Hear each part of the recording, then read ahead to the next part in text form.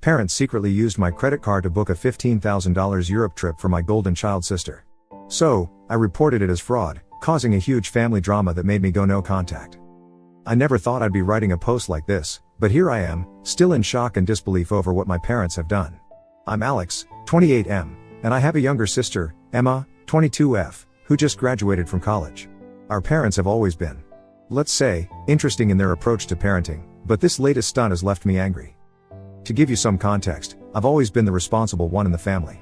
I worked hard through school, got scholarships, and landed a good job in finance right out of college. I've been financially independent since I was 22, and I'm proud of what I've accomplished. Emma, on the other hand, has always been the baby of the family. Don't get me wrong, I love my sister, but she's definitely been coddled by our parents. Growing up, it was always clear that Emma was the favorite.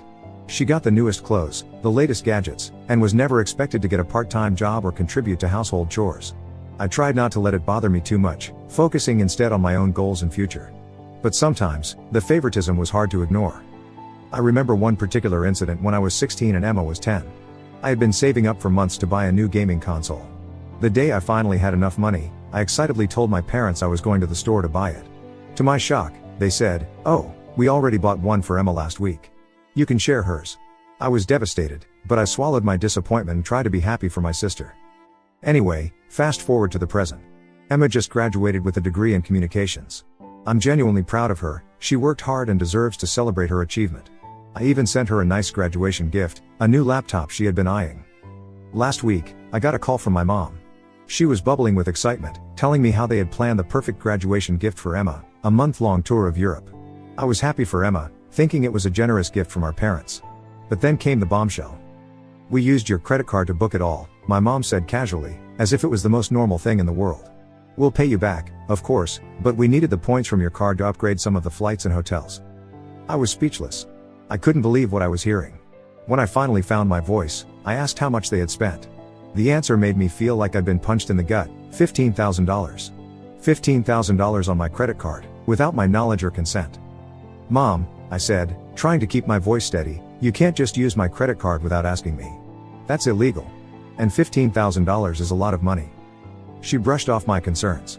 "Oh, don't be so dramatic, Alex. It's for your sister's graduation. We're family, and family helps each other out.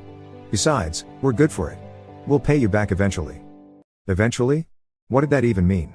And since when was $15,000 something to be casual about? I tried to explain to my mom why this was such a big deal, the impact on my credit score, the fact that I might need the credit limit for emergencies, the sheer violation of trust, but she wasn't hearing it. "You've always been so selfish," she said, her tone turning cold. "Can't you just be happy for your sister? This is her big moment, and you're trying to ruin it with your penny-pinching ways." I couldn't believe what I was hearing. I was being called selfish for being upset about an unauthorized $15,000 charge on my credit card? I ended the call, feeling a mix of anger, hurt, and disbelief. Over the next few days, I tried to talk to my dad, hoping he might be more reasonable. But he echoed my mom's sentiments, telling me I was overreacting and that I should be more supportive of my sister. Emma, for her part, seemed oblivious to the whole situation. When I tried to talk to her about it, she just gushed about how excited she was for the trip and thanked me for contributing to her graduation gift. I felt like I was going crazy. Was I really the unreasonable one here? I decided to call the credit card company to dispute the charges, but to my horror, I discovered that my parents had used my card details that they had in case of emergencies to book everything online. The credit card company said that since I had given them my details, it wasn't considered fraud.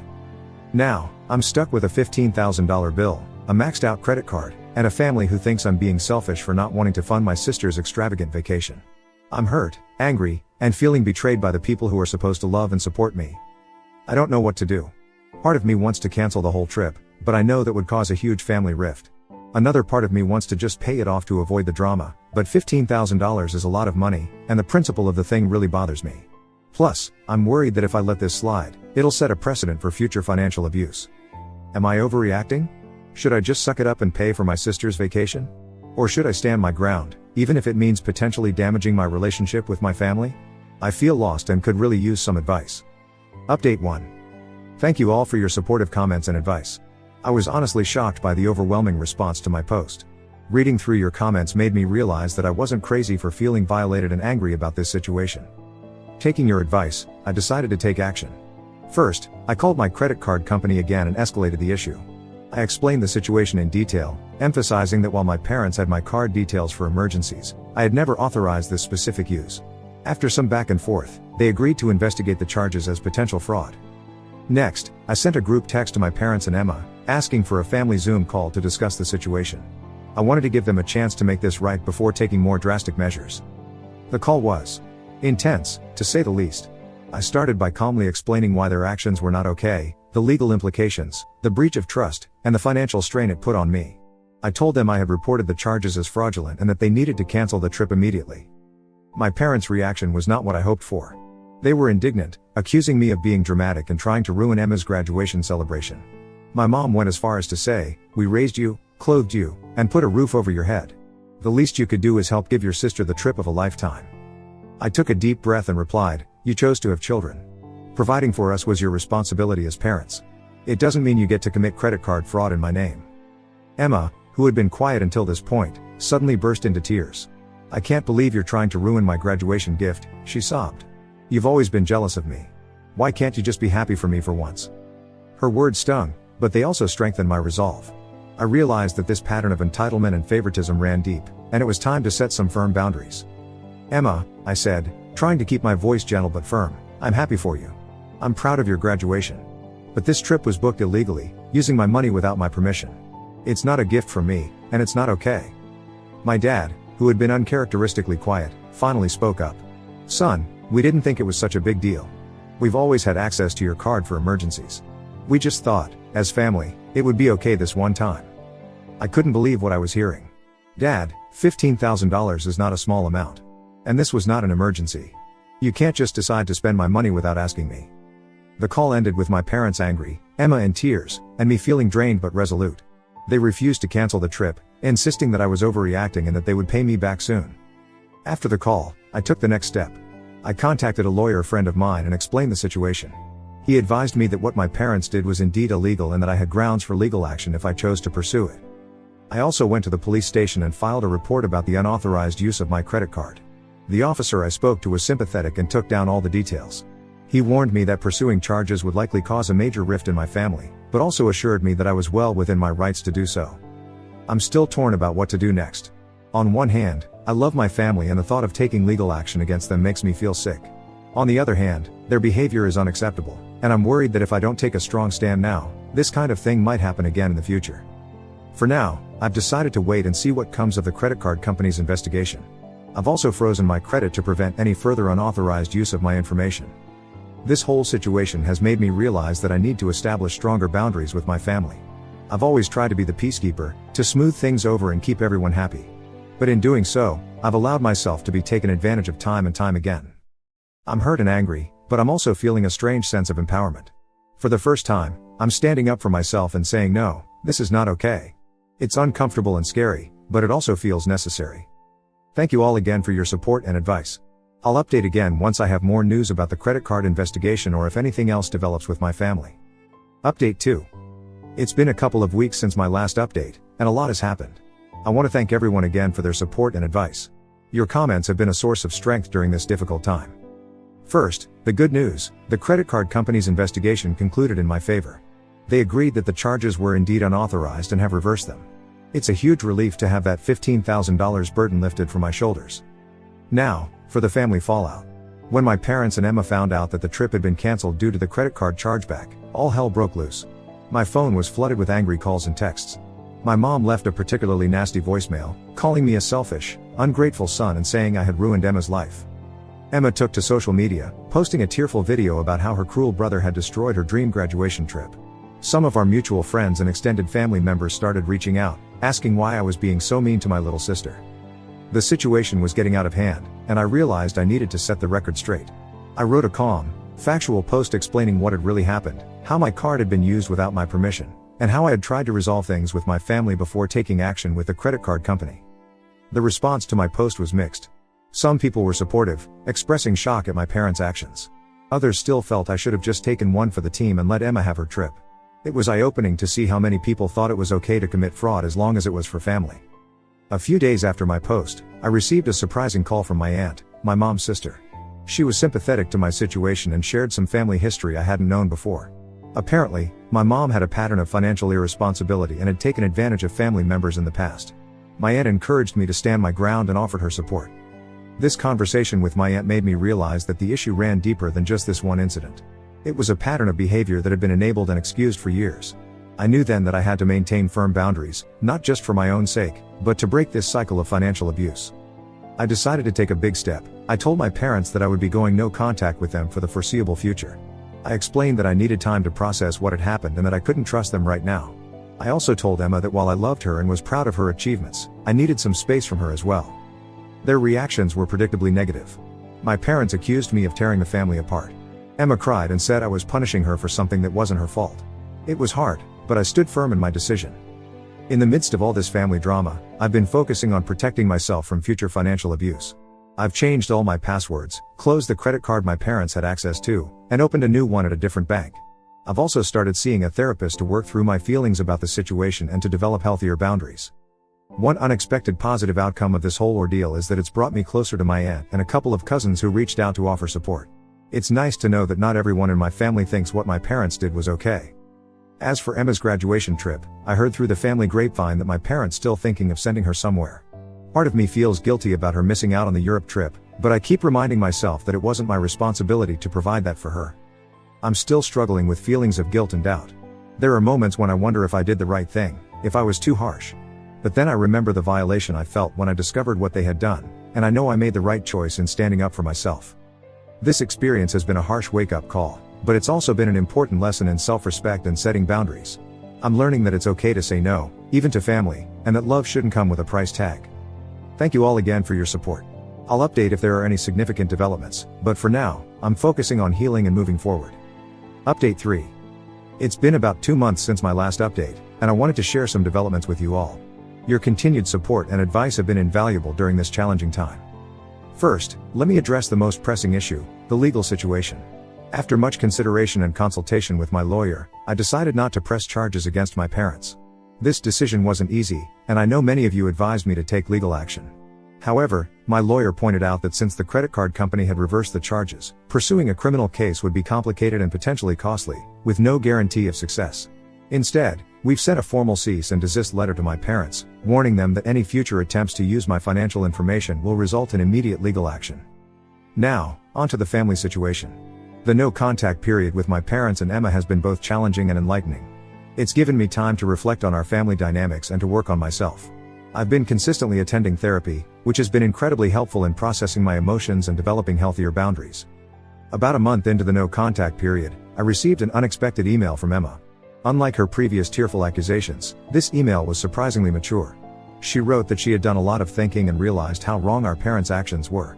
She apologized for her initial reaction and for not standing up for me. Emma admitted that she had always known about the favoritism but had been too scared and comfortable to challenge it. I was cautiously optimistic about Emma's email but decided to take things slow. We've had a few phone conversations since then, and I can see she's genuinely trying to understand my perspective. She shared some of her own experiences with our parents' financial irresponsibility, which she'd previously kept to herself. It seems the cancelled Europe trip was a wake-up call for her too. As for my parents, they've been less willing to accept responsibility. They've made several attempts to contact me, ranging from angry voicemails to guilt-tripping emails. My mom even showed up at my apartment unannounced one day, causing quite a scene in the hallway. I stood my ground and refused to engage, which was difficult but necessary. The extended family situation has been mixed. Some relatives have been supportive, particularly my aunt who initially reached out. She's become a valuable ally and source of support. Others, however, continue to pressure me to reconcile with my parents, using the "but their family" argument. I've had to distance myself from some of these relatives for my own peace of mind. On a more positive note, this situation has led to some unexpected personal growth. With the time and energy I used to spend managing my family's drama, I've been able to focus more on my own life and goals. I've taken up a new hobby, photography, and have been spending more time with friends who respect my boundaries. I've also made some significant financial decisions. I've increased my contributions to my retirement accounts and started building a more robust emergency fund. This whole experience has really driven home the importance of financial independence and security. One particularly satisfying moment came last week. I received a promotion at work, which came with a substantial pay raise.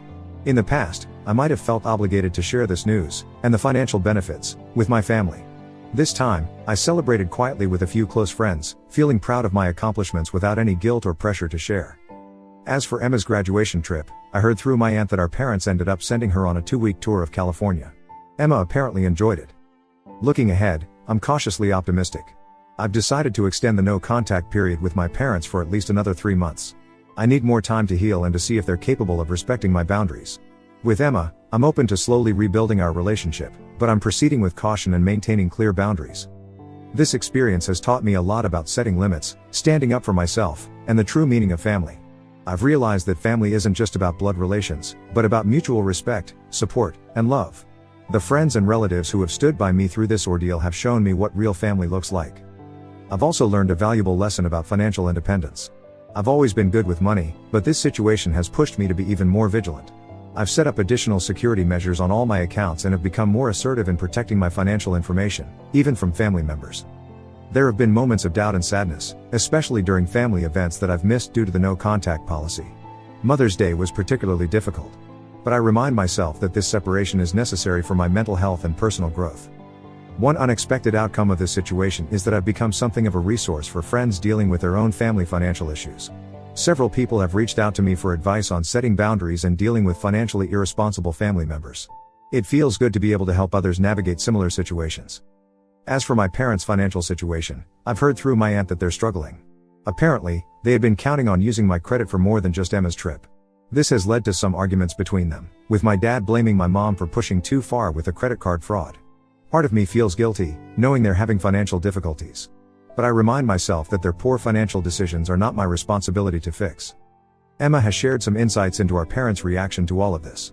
She says they still don't fully understand why I reacted so strongly. They see their actions as a normal part of being a family and can't comprehend why I'm making such a big deal out of it. This lack of understanding is frustrating, but it also reinforces that I made the right decision in distancing myself. I've been doing a lot of reflection on my childhood and early adulthood, recognizing patterns of financial and emotional manipulation that I had normalized. It's been a painful process, but also a liberating one. I'm learning to validate my own feelings and experiences without seeking approval from my parents. In terms of my personal life, I've started dating again. I had been hesitant to get involved with anyone while dealing with all this family drama, but I recently met someone who's been incredibly understanding about my situation. It's early days, but it feels good to be building a connection with someone who respects my boundaries and values. I'm also considering making some big life changes. I've always wanted to pursue a master's degree, but I put it off, partly due to concerns about how it would impact my ability to help my family financially. Now, I'm seriously looking into programs and considering taking the plunge. It feels empowering to be making decisions based solely on what's best for me and my future. As I write this update, I'm struck by how much has changed in just a few months. The initial shock and anger have faded, replaced by a sense of calm determination. I'm no longer just reacting to my family's actions, I'm proactively shaping the life I want for myself. To those of you who might be dealing with similar family issues, I want to say, it gets better. Setting boundaries is hard, and there may be backlash, but stay strong. You have the right to protect yourself, your finances, and your mental health. Thank you all again for your support throughout this journey. Your advice and encouragement have been a lifeline. I'm not sure what the future holds for my relationship with my parents and sister, but I know that whatever happens, I'll be okay. I'm stronger now, more sure of myself, and ready to face whatever comes next. I'll update again if there are any significant developments, but for now, I'm focused on moving forward and building the life I want, surrounded by people who respect and support me.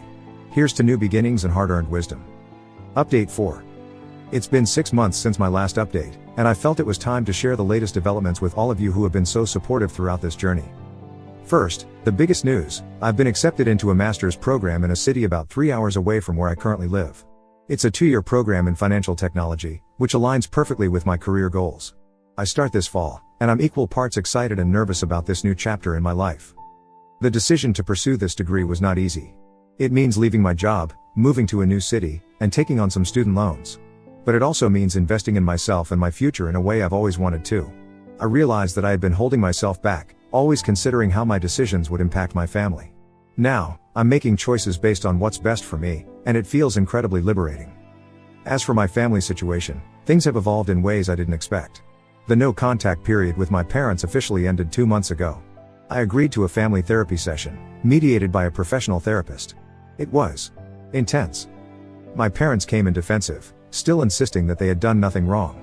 But as the session progressed, some surprising truths came to light. It turns out my dad had lost a significant amount of money in a bad investment, which he had hidden from everyone, including my mom. They had been secretly struggling financially for months and saw my credit card as a way to maintain appearances. This revelation led to a lot of tears and recriminations. My mom felt betrayed by my dad's secrecy, my dad felt ashamed of his poor financial decisions, and both of them finally seemed to understand the gravity of what they had done to me. While this explanation doesn't excuse their actions, it did help me understand the desperation that led to their poor choices. The therapist helped us work through some of these issues, and for the first time, I heard genuine apologies from both of my parents. We've agreed to continue family therapy sessions monthly. It's a slow process, and I'm still maintaining firm boundaries, but I feel cautiously optimistic about rebuilding our relationship on healthier terms. Emma has continued to show growth and maturity. She's taken steps to become financially independent, including getting a full-time job and moving into her own apartment. We've been talking more regularly, and I feel like I'm getting to know my sister as an adult for the first time. She's even asked for advice on budgeting and saving, which feels like a significant step forward in our relationship. On the personal front, the relationship I mentioned in my last update has grown into something special. Sarah has been incredibly supportive of my decision to go back to school, even though it means we'll be doing long distance for a while. Her own experiences with setting boundaries with family have made her a valuable source of support and understanding. Financially, I'm in a good place. The promotion I received has allowed me to save up a significant amount for my move and to help offset some of the costs of grad school. I've also become much more assertive about protecting my financial information. I recently had to shut down an attempt by a distant relative to guilt me into co-signing a loan. It wasn't easy, but I stood my ground, and it felt good to enforce my boundaries. As I prepare for this new chapter in my life, I've been reflecting on how much has changed since that first shocking phone call from my mom about the credit card charges. The pain and anger I felt then have largely subsided, replaced by a sense of empowerment and self-assurance I never knew I had. I've learned so much through this experience.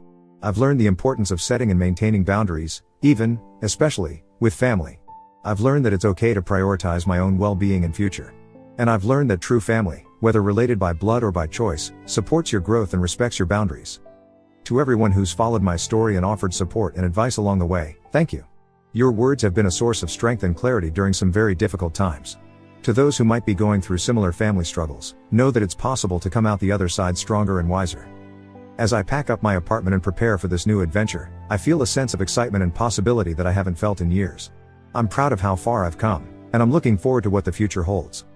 I may not update again for a while as I'll be busy with my move and starting school, but I'll always be grateful for the support I've received here. Here's to new beginnings, hard-earned wisdom, and the courage to create the life we want for ourselves.